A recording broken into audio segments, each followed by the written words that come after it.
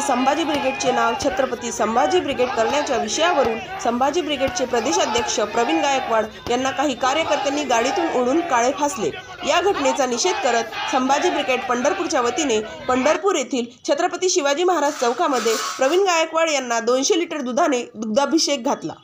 आज अकोलकोट येथे जन्मेजय राजे भोसले यांच्या सत्कारानिमित्त जो सत्कार माझ्या हस्ते होता, त्या कार्यक्रमाला मला अक्कलकोटच्या एका शिक्षण संस्थेने आणि जन्मेजय राजे यांनी स्वतः निमंत्रित केलं होतं।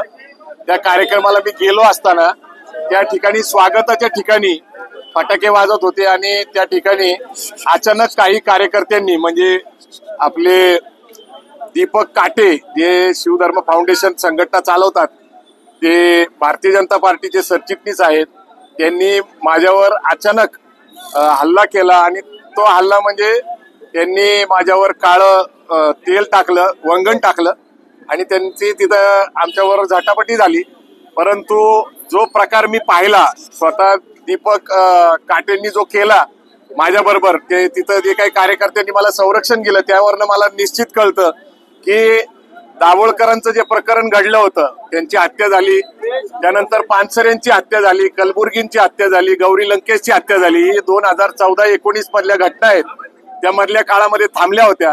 परंतु जी विचारसरणी मांडली जातीये, जी मनस्फूर्तीला अभिप्रेत आहे, त्या हिंदुत्ववादी संघटनेच्या या कार्यकर्त्यांनी आम्ही जी राज्यघटना आहे तिची समता, बंधुता, न्याय, स्वातंत्र्याची तत्व आणि या देशामध्ये मानवता निर्माण झाली पाहिजे, धर्माधर्मामध्ये संघर्ष नको, जाती जातीमध्ये संघर्ष नको, बहुजन समाज हा या देशातला संपूर्ण एक आहे, याच्यासाठी जे संभाजी ब्रिगेड 20-25 वर्ष काम करत आहे। फक्त एक छोटंसं कारण केलं की संभाजी ब्रिगेडचं नाव बदलावं, ते छत्रपती संभाजी ब्रिगेड करावं, ही त्यांची मागणी आम्ही मान्य केलेली होती।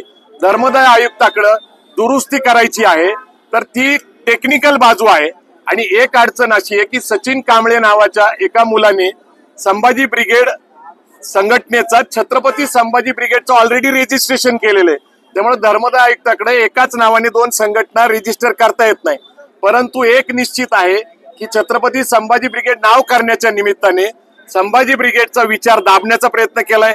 महात्मा ज्योतिबा फुलेंवर हल्ला झालेला आहे, शाहू महाराजांवर हल्ला झालेला आहे, बाबासाहेब आंबेडकरांवर हल्ला झालेला आहे। निश्चितच आजचे जे राज्यकर्ते आहेत त्याच्यामध्ये ही जबाबदारी मुख्यमंत्री देवेंद्र फडणवीस हे गृहमंत्री आहेत।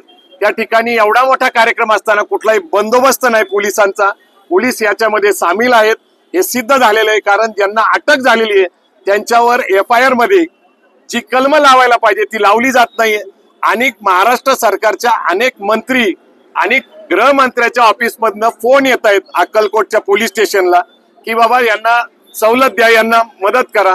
आता ते काळं टाकलं हे ठीक आहे, परंतु जीविताला धोका झाला होता, तुम्ही असे सामाजिक कार्यकर्ते मारून टाकणार का? तुम्ही अशा प्रकारची कृती करत राहणार का? दुर्दैवाने आता बहुजन समाजाने आपली जी लढाई आहे ती लढली पाहिजे। मी तुम्हाला सांगतो की आजची घटना म्हणजे आजच्या सरकारची शेवटाची सुरुवात आहे, हे त्यांनी आता ओळखून घ्यावं।